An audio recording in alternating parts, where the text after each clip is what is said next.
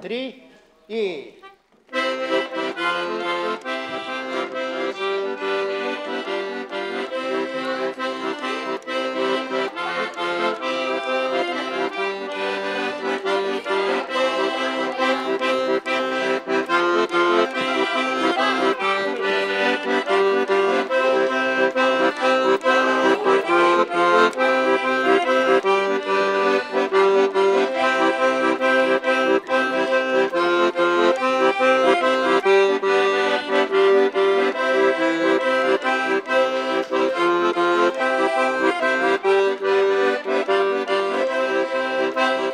Dear guests from all over Europe, we are very happy to welcome you here today for our workshop on legends and storytelling and empowering communities by using those skills.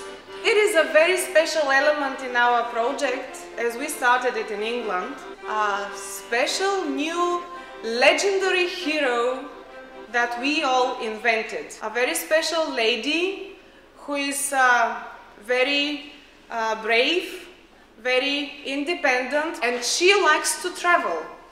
And she travels around the world, and some things happen to her, or she meets some people who are in a difficult situation or in a strange situation, and she tries to help.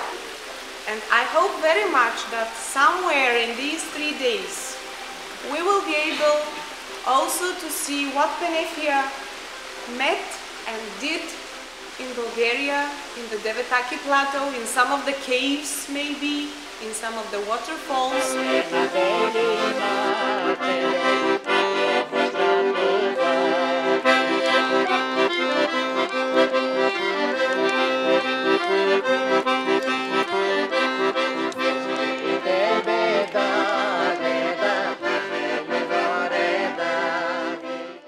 We haven't prepared a performance. This is not a theater performance. If we want to invite you to a performance, we will invite you to Clarence to our theater. We have come here to talk with you, to tell you a story, and to hear from you what you think about this story, which is a typical Bulgarian story, I hope. It's a very simple legend about a person from the village that used to be poor, that used to be a worker, a servant, a slave even. And then all at once he becomes free, rich, independent. Our idea is that in the groups you can incorporate in the story whatever you would like it to have, because it's a little black and white picture. Make it more colorful. You may incorporate ghosts coming from your mythology, or elves, or whatever. You can meet Penefia. The idea is that you really enter the story, but then you can come up with a totally new story. Yeah, it's a lot of information around us, but a story needs a point. Sorry, a story needs a point, a decision point, a key point, or whatever. If you're too much brain-centered, you're not able to develop fantasy. I feel like there's a decision that we need to make as a group as to how we present it. Are we going to play it? Are we going to tell the story? Are we going to draw pictures? You know, are we going to make up a new story? What do we want from this now? No, but and then Penefria came, and she was mooching about up in the forest, in the caves, and she found the treasure. And she was there this morning, and she heard the villagers, the mayor, describing how there are no children in the village now, 2 babies.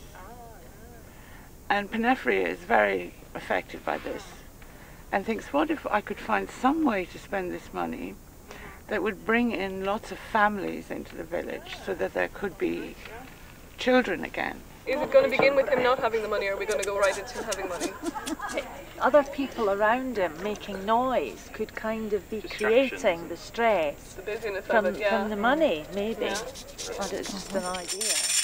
Yeah. Thank you for coming to our wonderful play. We decided to take the story to the time today. We are not thinking about the old times. We are thinking about this village today. How can we fix the problems here? So, you know the legend. Aga buried his wealth in the ground. He also had land and property and gave it to his servant, Fujio. The story of the buried treasure became a legend. Only the one with a pure heart and true heart can find the treasure. Someone that is not selfish and does not want the treasure for herself or himself. Henifia arrives. Yeah.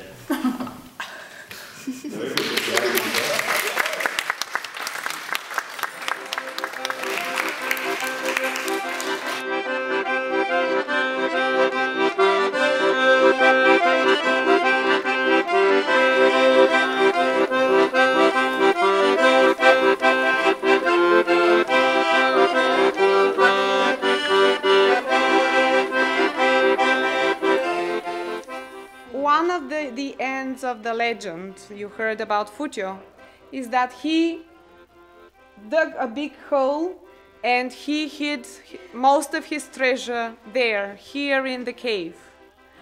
Ever since, there are treasure hunters that come and dig here. They've believed the legend. I hope you will take this legend with you and bring it home and tell it to whatever audience you choose. I hope it will live with you, because legends live with the people who tell them.